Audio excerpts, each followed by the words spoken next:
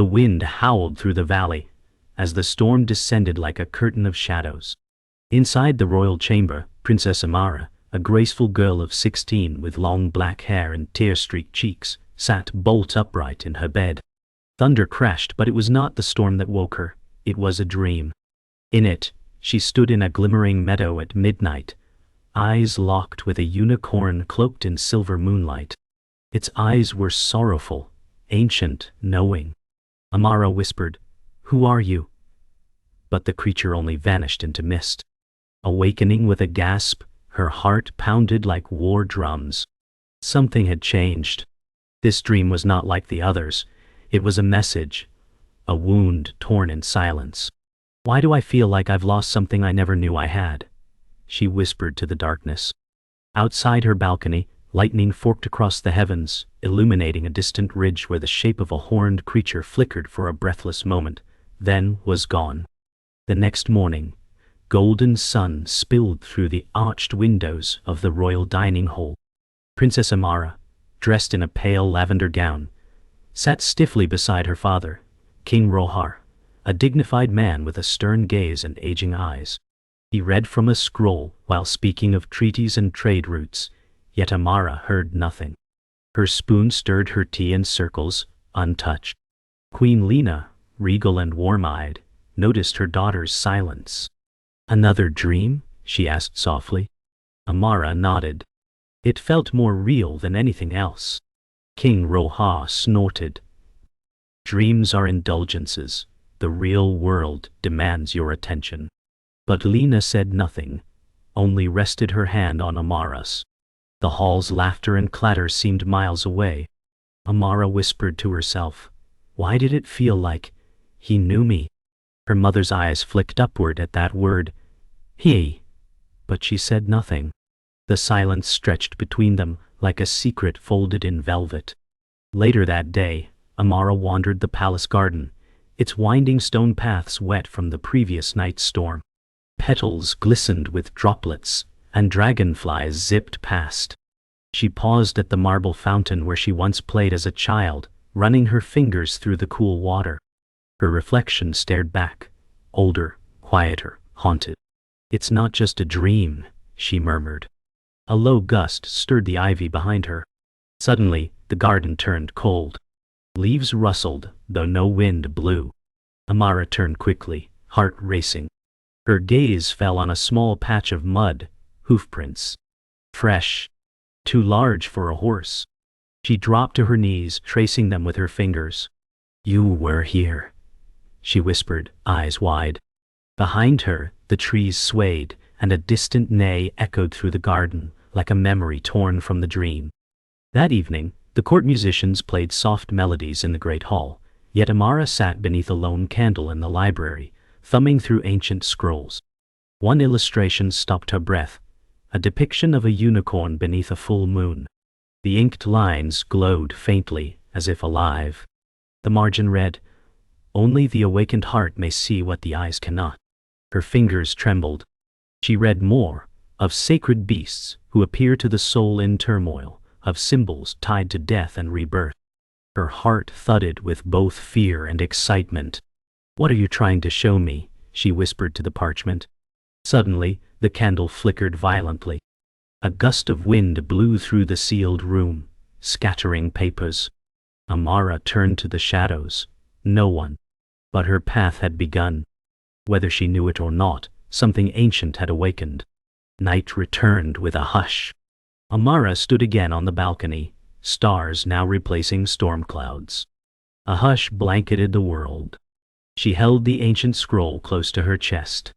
"I'm ready," she said, her voice barely a breath. In the starlight, her eyes shimmered with fear and longing. Far in the valley below, a soft blue glow pulsed once. Amara leaned forward, frozen. Then, in the silence, she heard it again, a faint musical neigh, drifting through the air like a song. Her breath caught. She closed her eyes. Not a dream. Not anymore. She turned from the balcony and lit a lantern. The path had called. And now, she would answer it. The palace shimmered beneath the morning sun, its golden towers casting long shadows over manicured courtyards. Princess Amara stood at her window in a gown of silken white, watching servants bustle like ants below. The scroll from the night before rested on her desk, its message etched into her soul. Yet duty pressed in like velvet chains. A knock broke her gaze. Lady Merrill, her lady-in-waiting, entered. "You're to attend the council today, your father insists." Amara nodded, though her heart sank. In the council chamber, nobles spoke of taxes, trade, and political unions. Amara sat silent, eyes unfocused. "Princess Amara," a duke asked, "do you support the merger with East Woydra?" She blinked. "If it brings peace," she replied flatly. But her mind was elsewhere, deep in the mist where silver hooves tread. And as they applauded her wisdom, she realized. Her body lived here, but her spirit was already gone. Later that afternoon, Amara wandered the portrait gallery, its silence broken only by the echo of her steps. Generations of monarchs lined the walls, some with crowns, others with swords, all with eyes that never blinked. She stopped before her grandfather's portrait, a stern man on a white horse. She'd never met him. Below the frame, an inscription read, "To rule, one must be stone." Amara touched the cold plaque, whispering, "But what if the stone still weeps?" Her reflection in the polished floor looked like a ghost. The unicorn's eyes returned to her, softer than any human gaze she'd known. "Was he real?" she murmured aloud. "Or was he me?" A breeze crept into the room, lifting the edge of her gown. Somewhere in the quiet, something stirred. Perhaps memory. Perhaps destiny. That evening, a grand banquet was held in honor of visiting nobles. Chandeliers bathed the hall in golden light, and music echoed across crystal and laughter. Amara sat between the Duke of Varon and Prince Kale, a boy with sharp eyes and sharper words. "Your silence is louder than the music," he said, raising a brow. Amara forced a smile. "Some songs are better left unsung." Kale leaned closer. "You've changed. Dreams do that," she replied. The king tapped his goblet, announcing their potential alliance through marriage. Applause roared. Amara's heart sank beneath the weight of the room. In her wine's surface she saw not her face, but a ripple of moonlight and a flash of a silver horn. She set it down, untouched. The cage, though golden, had locked tighter than ever. After the feast, Amara escaped the music chamber. Moonlight streamed through tall windows, dancing across polished instruments.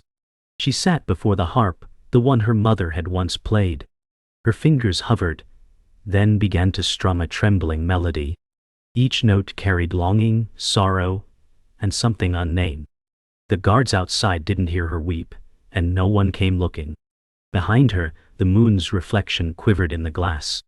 For a moment, a white silhouette flickered outside, but vanished when she turned. She closed her eyes. "I hear you," she whispered to the silence. "Even if no one else does." Her song slowed, a final note hanging like a prayer unanswered. But her heart had spoken, and somewhere in the night, the world had heard. The next dawn, Amara stood before her mirror, draped in royal silk and gold chains, prepared for yet another ceremonial procession. Her maid combed her hair, silent.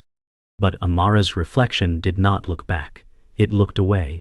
"Today you look like a queen," the maid said softly. Amara replied, "Then why do I feel like a prisoner?" She dismissed her attendants and walked into the royal stables. The horses neighed and stirred, but she did not stop. Instead, she knelt before the statue of the goddess Alira, protector of lost soul. Her voice trembled. "If I'm not meant to stay, show me where to go." As if in answer, a single white feather drifted down from the rafters, landing gently in her palm. She closed her fingers around it. She knew then. Something awaited beyond the palace gates. At first light, Amara left the palace through the servants' path, dressed in a plain cloak and leather boots, the white feather tucked in her satchel. No guards followed. No bells rang. The gates of duty closed behind her like the final page of a forgotten chapter. The road to the forest was long and dusted with mist. She passed fields where farmers still slept, temples veiled in dew, and statues whose eyes seemed to follow her. As she neared the edge of the dark wood, silence fell thick as snow. The trees loomed tall, ancient, gnarled, and humming with unseen life. At the threshold, Amara hesitated. Her breath caught. This was the edge of all she had ever known. She stepped forward. The woods accepted her with a groan of branches. Shadows swallowed her silhouette. And the forest, alive with memory, whispered her name like a secret finally spoken aloud. Hours passed beneath the thick canopy. Light barely pierced the leaves, and the ground shifted from moss to stone to wet roots. Amara's hands bled from thorns, and her cloak clung damp to her skin. Birds cried like broken flutes above. Then, a rustle, a blur of movement. She turned, heart hammering. A figure darted between trees, pale and fast. "Who's there?" she called. No answer. Her feet followed before her mind caught up. She stumbled into a clearing where ancient stones stood in a circle, carved with markings she couldn't read. The air pulsed. In the center lay a withered rose on a mossy altar. She stepped forward. Her fingers touched its brittle petals. In that moment, a wind surged through the circle. The trees bent low. Whispers returned. The forest wasn't empty. It had always been watching. Nightfall crept in. Amara built a small fire with trembling hands. Shadows danced on bark, turning trees into ghosts. She sat wrapped in her cloak, body aching, eyes heavy. Then came the growl. Low. Taipo must be hungry. Not far. She rose slowly, clutching a stick from the fire. The underbrush moved. A pair of golden eyes emerged from the dark. A wolf. Alone. Massive. It circled, silent. She didn't run. "If you're death," she whispered, "I won't fight you." But the wolf stopped. It looked at her, truly looked, then bowed its head and walked away. No sound. No trail. Amara collapsed to her knees. A test? A sign? The forest had measured her fear and found something deeper. Surrender. The flames crackled again, warm and close. For the first time since she entered, she felt seen. By morning, the forest had changed. No longer threatening, but ancient and still. Amara followed a winding trail deeper, drawn by the sound of running water. She emerged at a hidden stream, its banks lined with blue lotus blooms. She knelt to drink, cupping cool water in her hands. As she sipped, a reflection shimmered, not hers but the unicorn's, gazing back through the ripples. She blinked. The water stilled. Nothing. But her heart surged. She dipped her hands again, just her own face. Yet a new clarity rose in her chest. The forest was not a place to survive. It was a place to feel, to unravel, to begin. She stood taller, calmer. She no longer needed a map. She had begun listening, not with ears, but with the soul. At the edge of a steep cliff, where the trees broke open to the sky, Amara found herself breathless. Below stretched the Valley of Whispers, a sea of cloud rolling like waves. The path ahead was narrow and treacherous, but beyond it, moonlight and distant hills crowned in silver fog. She sat on a stone and opened her satchel.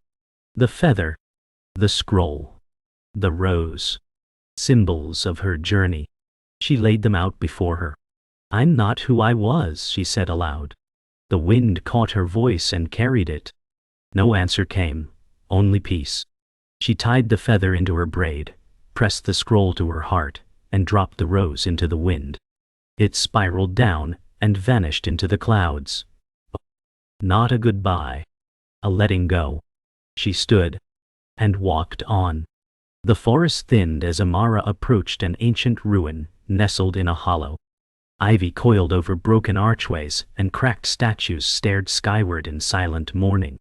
At the center stood a tall framed mirror without glass, suspended between two bent trees.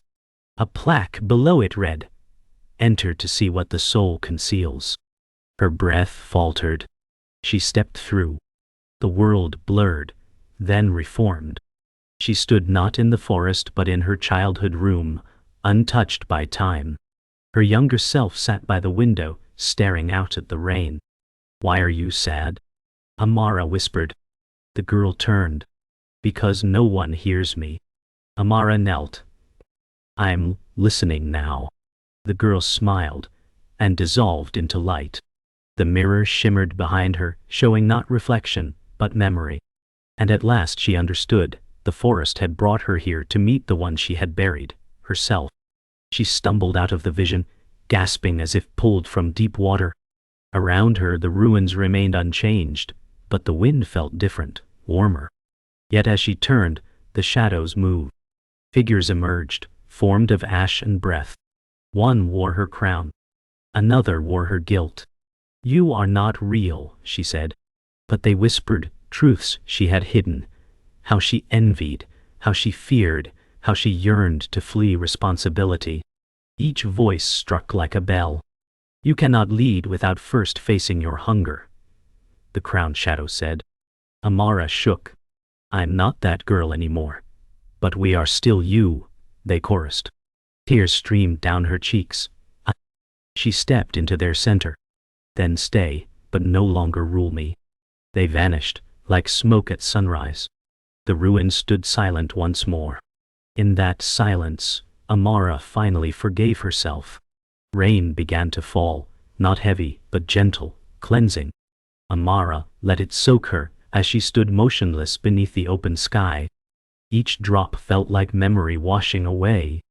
Her satchel fell to the ground, and with it, the last of her burdens. She raised her face to the clouds and whispered, "I forgive you." Whether she meant the world or herself, she wasn't sure. Maybe both. As the rainlight shimmered on her skin, the mirror behind her lit once more, now reflecting her as she truly was, scarred, weathered, radiant. She turned and smiled at it. Not a smile of joy, but one of recognition. "There you are," she said to the reflection. It did not speak. It didn't need to. In its eyes, she saw peace. As twilight deepened, Amara walked onward through the ruins, now quiet as a chapel. A soft trail of blue light marked her path, guiding her like a forgotten melody. The forest no longer loomed. It bowed, opening before her in reverence. She came upon a tree, vast and ancient, with bark like folded skin and roots like grasping hands. In its hollow glowed a sigil, the same as on the unicorn scroll. She knelt and touched it. A warmth flowed into her fingers. "This is the gate," she murmured. Behind her, the wind carried a soft neigh. She turned, and though nothing stood there, her heart raced with recognition. The way ahead was clear, but the journey inward had been the true crossing. She stood taller now. She no longer sought escape. She sought meaning. Night fell fully as Amara reached a cliff overlooking the moonlit valley. The stars shimmered like eyes of the universe, and a hush settled over all. She sat cross-legged, facing the heavens. Her heartbeat had slowed, her mind quiet. In her lap rested nothing, no scroll, no feather, no rose. All she had now was breath. A breeze moved through the grass. She whispered, "I am ready." And then, from the mist, came light. Not blinding, but soft as silk. The unicorn emerged on the far ridge, untouched by shadow, its horn aglow. Their eyes met again. Amara did not move. She only smiled, and so did the creature. No words passed between them. They had no need. The moment stretched long, until it became timeless. And with it, the old self faded, leaving only truth. At the forest's edge, Amara discovered a small cottage hidden beneath a canopy of ancient branches. Lanterns hung from ropes like suspended stars, their glow soft and warm. Smoke curled from the chimney, and the scent of herbs drifted on the wind. She knocked once. The door creaked open. Inside stood an old woman, stooped, robed in layers of patchwork cloth, eyes like firelight in a storm. "You've come far," the woman said. Amara nodded, weary. "I don't know what I'm searching for." The woman stepped aside. "Then you're finally ready." The inside was dim, filled with scrolls, herbs, and dust motes dancing in shafts of amber light. The woman gestured to a stool beside the hearth. "Sit." Not all journeys move forward. Some begin by sitting still. And so, Amara sat, and the world quieted, as if waiting for her to truly listen. Amara warmed her hands by the fire, the lantern keeper brewing tea in a worn copper pot. "You've seen much," the woman said without turning. "But what have you understood?" Amara hesitated. "That I ran from myself and met what I feared." The woman smiled faintly. "That is the path of every seeker, not the escaping, but the turning back." She handed Amara a cup. "This is memory root. It will stir what lies buried." The tea was bitter and sweet, like sorrow steeped in honey. Visions flickered, her mother's laughter, her father's silence, her childhood dreams. Her eyes welled. "Why do these things hurt when they are gone?" "Because they were never yours to keep," the woman said. "Nothing is." Amara sipped again. The warmth wasn't from the fire anymore. It came from within. That night, the lantern keeper led Amara into the woods, each holding a lantern that pulsed like a heartbeat. "Where are we going?" Amara asked. "To remember who you are." The path was narrow, lined with whispering branches. They reached a stone circle deep in the grove. In its center stood a tree hollow, glowing with soft blue light. "Place your hand there," the woman said. Amara obeyed. Images exploded behind her eyes, a baby wrapped in mooncloth, a young girl chasing starlight, a teenager watching rain fall from behind glass. Then, stillness. The woman placed her hand over Amara's. "You carry many lives in one skin. What matters is how you walk from here." Amara opened her eyes, breathless. The forest had not changed, but she had. She no longer sought the unicorn. She was becoming it. As dawn broke, the lantern keeper handed Amara a bundle wrapped in silk. "This was left for you long ago." Inside lay a silver necklace shaped like a crescent, and a single line etched into the fabric: "Walk with light, even when lost." Amara fastened the pendant around her neck. The weight was barely there, but its meaning grounded her. "Will I see you again?" she asked. The lantern keeper smiled. "You won't need to." The woman turned and walked into the rising light, fading until the forest swallowed her. Amara stood alone, yet not alone. The trees, the earth, the wind, they had become her witnesses, her choir, her mirror. She turned toward the mountain path ahead. Her stride was steady, and this time she carried not hope, but knowing. Amara climbed the high path alone, the forest shrinking behind her. Clouds wrapped the slopes in silence. She no longer feared what lay beyond, only what she might forget if she looked back. The necklace glinted with every step, a quiet rhythm to her breath. High above, the sky opened wide, welcoming. She paused at a plateau where wildflowers grew between the stones. She bent, fingers grazing their petals. "Every step brought me here," she said aloud. A soft breeze answered, carrying the scent of cedar and the sound of hooves, not far now. The final ascent loomed ahead. The peak where the stars kissed the earth. Her pulse quieted.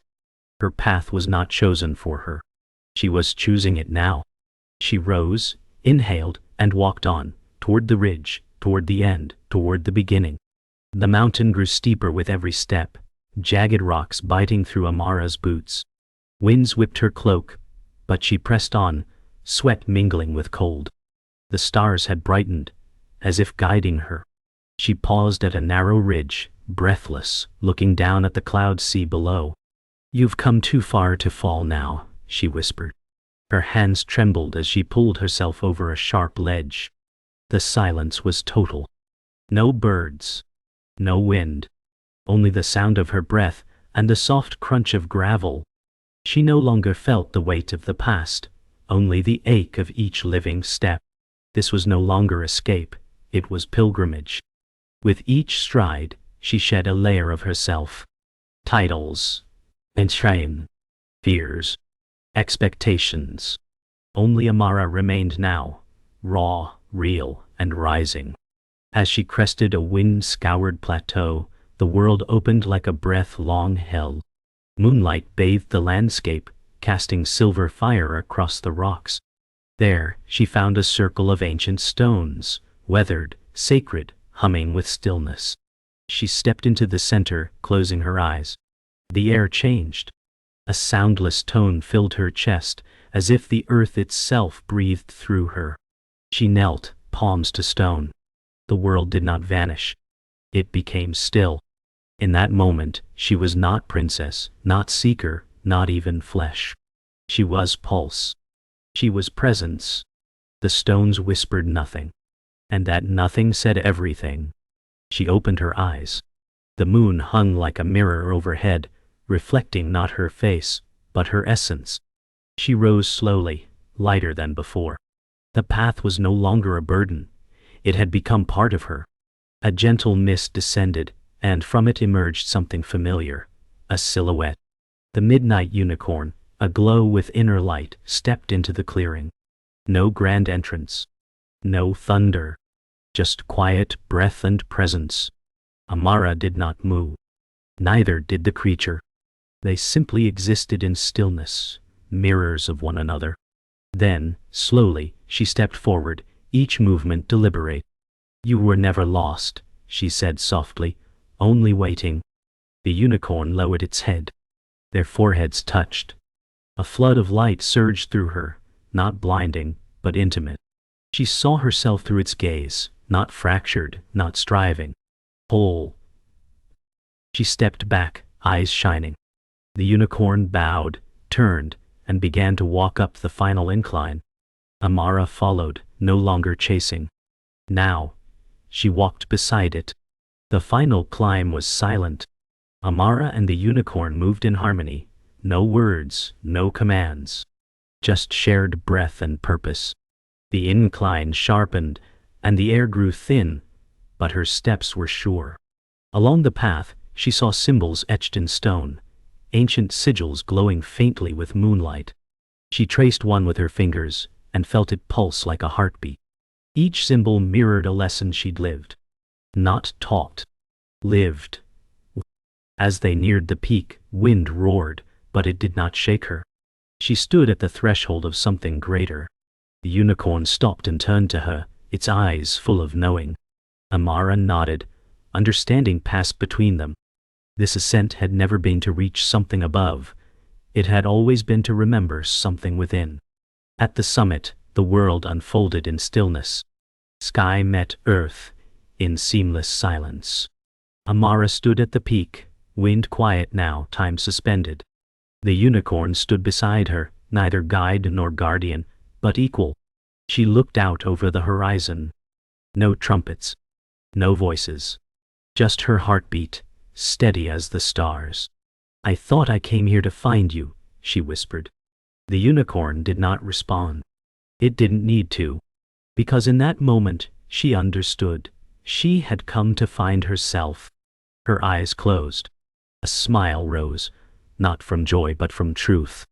The unicorn stepped forward into the light and disappeared. Amara remained, her cloak stirring gently. And for the first time in her life, she did not long to go back. She simply stood whole, as dawn kissed the edge of the sky. Amara descended the mountain as the first light of dawn spilled across the sky. The path was familiar, yet transformed. Every step felt softer, every shadow gentler. The forest no longer whispered warnings but hummed in harmony with her breath. At the base, where mist met meadow, wildflowers bloomed in colors she'd never noticed before. She stepped into the open field, the grass brushing her fingertips. She was barefoot now, her boots left behind on a stone ledge above. "I don't need armor anymore," she said quietly, to no one and everything. A light breeze answered, carrying the faintest note of music. No destination called. No task remained. Only the walk. Only the breath. Only the moment. The meadows stretched endlessly, yet felt like home. She came upon a shallow pond, its surface still as polished glass. Her reflection greeted her, not one of grandeur but gentle truth. Lines of journey etched into her face, eyes quiet and deep. She knelt and cupped the water. It tasted of sky and stone. As ripples spread, the image blurred, and in it she saw flickers of every version of herself. The princess, the child, the seeker, the silent girl beneath palace ceilings. One by one, they faded into light, until only the present remained. "I thank you," she whispered to each. Not farewell, just gratitude. Her fingers brushed the surface one final time. The water stilled again. And now, her reflection smiled. The day unfolded slowly. Amara sat beneath a lone willow tree, its branches trailing the breeze like fingertips painting the sky. She watched bees drift, petals fall, and clouds pass like drifting thoughts. No urgency pressed her. No crown awaited. The silence was not absence, it was presence. From her satchel, she pulled out the silver crescent necklace and placed it on the grass. "You've served me," she said softly. "Now return to earth." She covered it with soil, marking it with a smooth stone. In releasing it, she felt no loss. Only space. She laid back in the grass, palms open.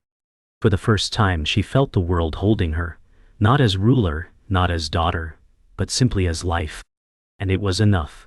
As dusk approached, a figure appeared at the edge of the field, a child, no older than 10, with curious eyes and a shy smile. Amara sat up. "Are you lost?" she asked. The child shook their head. "I saw your light." Amara tilted her head. "What light?" The child pointed gently. "The one inside."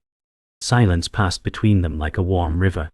Amara rose and walked with the child to a nearby stone. They sat together, saying nothing. She realized in that moment, her journey was not hers alone. Her awakening had rippled outward. The meadow was now a place of arrival, not just for her, but for those yet to come. She placed her hand over the child's heart. "It's inside you too." The child smiled wider. And the sky turned gold. Night came gently. Stars unfolded like prayers, slow and deliberate. Amara stood alone again in the meadow's center, arms at her sides, heart silent and full. The unicorn did not return, not as vision, not as voice. And yet, it was everywhere. In the rustle of grass, in the stillness of stars, in the breath she carried. She closed her eyes. No part of her longed to leave. No part of her needed to. She had become the journey, the question, and the answer. In the dark, a final whisper passed through her lips. "All is passing, all is peace." The wind stirred the petals at her feet, carrying her words into the night.